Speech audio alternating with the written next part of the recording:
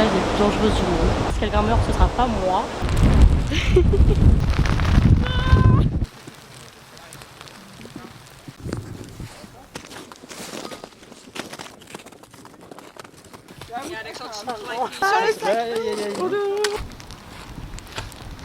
On est arrivé à l'hôtel pour la nuit, c'est incroyablement beau. J'aimerais bien un salon avec cette vue là.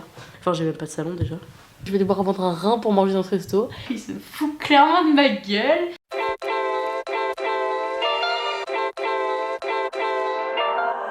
Hello les gars, j'espère que vous allez bien. On se retrouve aujourd'hui pour le 4e vlog en Islande. Et du coup j'en suis à mon 2e jour d'excursion au sud de l'Islande.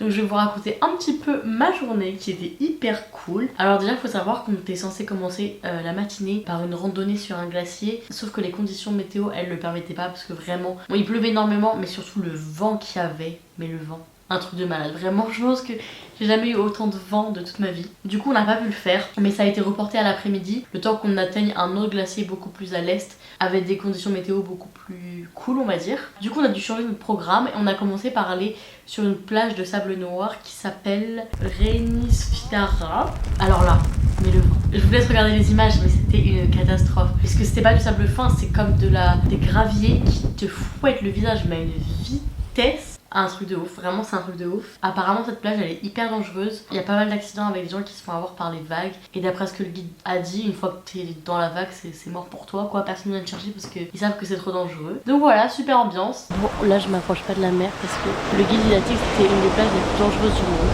Je sais pas que c'est vrai mais apparemment il y a beaucoup d'accidents, il y a beaucoup de morts. Donc j'ai hyper peur de m'approcher, du coup je m'approche pas du tout. Je reste donc sur la falaise comme s'il ne m'arrivera rien. Si quelqu'un meurt ce sera pas moi. Et voilà.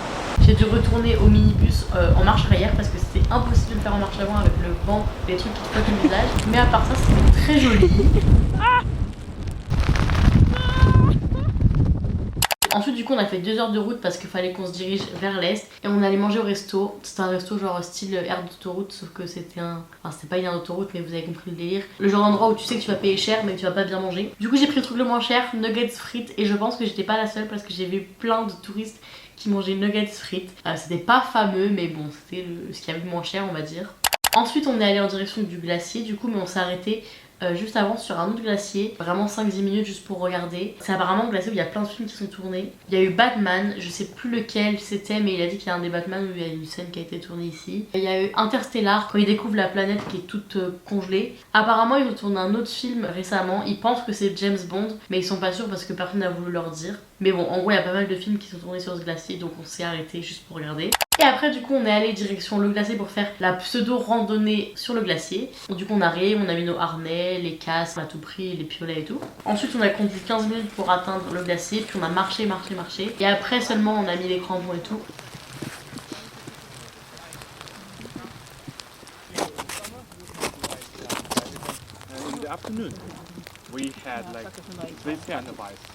Et en fait c'était cool hein, et c'était une initiation on va dire. Je pense que ça a duré quand même une bonne heure, 1h30, mais le truc c'est que le temps qu'il nous explique comment mettre les crampons, comment monter, comment descendre, ce qu'il faut faire, ce qu'il faut pas faire et tout, bah ça a déjà pris un moment. Après on a fait une pause pour faire des photos. You can take a look. Don't cross. Puis il nous a montré des trucs grave cool, genre des espèces de... Je sais plus comment ils appellent ça, mais il y avait... Bah, on voyait l'eau en fait qui passait sous la glace, c'était hyper impressionnant. No way.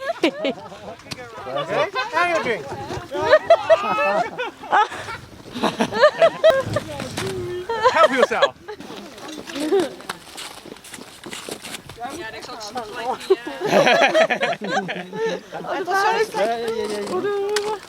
Mais on n'a pas beaucoup fait de randonnée, clairement. On a dû faire 300 mètres quoi, enfin vraiment, c'était cool, mais c'était pas une randonnée quoi, c'était une initiation à la randonnée sur le glacier, mais c'était sympa.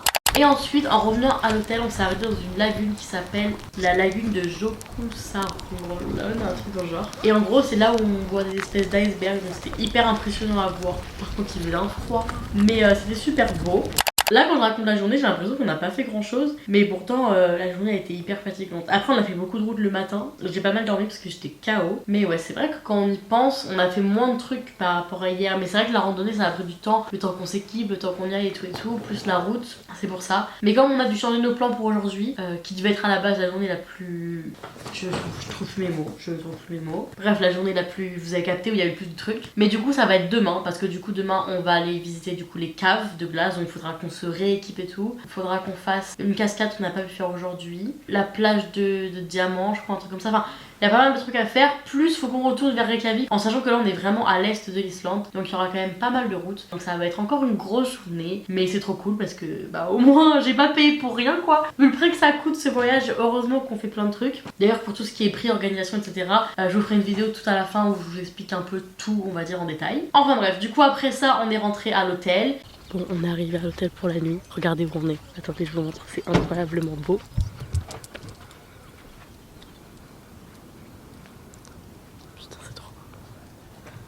Là je dors dans cette maison. Et derrière, c'est trop beau.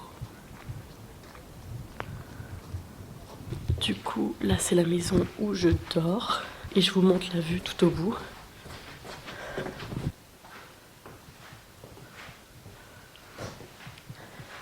J'aimerais bien un salon avec cette vue là. Mais c'est pas le cas. Enfin j'ai même pas de salon déjà. Et je vais vous montrer ma chambre pour ce soir. J'ai pas eu de chance parce que du coup je suis du mauvais côté et j'ai pas la vue, donc je suis un peu dégoûtée. Mais c'est pas grave, de toute façon on va bientôt faire nuit. Du coup je suis dans la chambre 45. Voilà mon lit, bon du coup j'ai un lit une place pour cette nuit mais ça suffira. Voilà la vue, bon ça pourrait être mieux, du coup j'ai pas trop de chance. Mais je m'en plains pas, ça pourrait aussi être bien pire, franchement c'est pas trop mal. Ensuite là j'ai un petit bureau, un placard.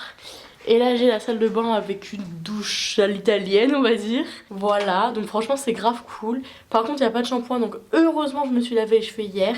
Et j'ai ramené du gel douche parce qu'il n'y a pas non plus de gel douche, donc ça c'est trop bizarre. Là il est 7h20, dans 10 minutes on va aller manger tous ensemble au resto, enfin au resto de l'hôtel. Donc ça va être trop cool parce que là il y a tout le groupe qui mange ensemble. Du coup je pense pas trop que je vais filmer mais bon on verra. Par contre on était dans le bus tout à l'heure et là le guide nous dit en gros ce soir vous avez pas d'autre choix que de manger au resto de l'hôtel parce qu'il n'y a rien d'autre dans le village. Et donc là je me dis, enfin je le vois venir gros comme une maison que je vais devoir vendre un rein pour manger dans ce resto. Du coup il nous donne le menu pour qu'on réserve ce qu'on veut manger et je vois que tous les plats ils coûtent à peu près 4000 couronnes, donc environ 28 €. Donc déjà j'avais envie de pleurer, mais bon je me suis dit ok ça va être mon vrai repas de la semaine, je me fais plaisir. Et du coup je me suis dit tant qu'à faire, quitte à payer une blinde, je vais prendre un dessert parce qu'il y avait un dessert qui me donnait grave envie. C'est genre un crumble à la rhubarbe avec de la chantilly et coulis de framboise. Donc c'est pas le genre de dessert que je prends d'habitude, mais les crumbles j'adore, les desserts à la rhubarbe c'est super bon, j'adore la framboise, j'adore la chantilly. Donc je me suis dit vas-y ce soir fais une dinguerie, je vais dépenser 35 € au resto mais c'est pas grave, on va passer une bonne soirée. Là j'ai trop hâte d'aller manger et en vrai de me coucher parce que je suis KO. Je vais demander au guide pour les aurores boréales pour ce soir mais je pense que c'est mort parce que j'ai regardé sur le site et il n'y a pas une once de ciel sans nuages sur toute l'Islande, donc comme ça c'est réglé. Je vais quand même lui demander au cas où mais à mon avis c'est mort pour ce soir. Donc voilà, je vous retrouve après le dîner.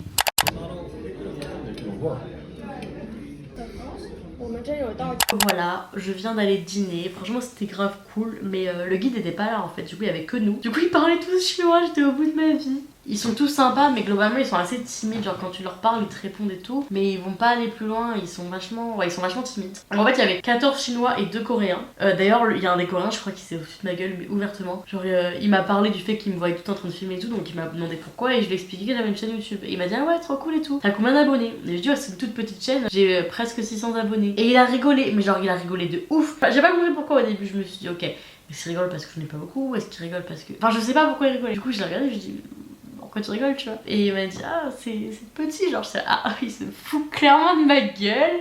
Mais bon il s'est abonné donc c'est pas grave. D'ailleurs j'ai appris un mot, enfin j'ai pas appris un mot mais mukbang c'est coréen. Donc voilà si jamais vous saviez pas vous allez vous coucher moins bête ce soir. Du coup c'est la fin de cette vidéo, j'espère qu'elle vous a plu.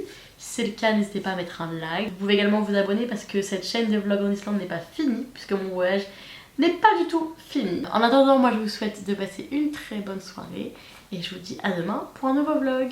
Ciao! My love language is your time and attention. Won't you give some of it to me? I've been lonely lately,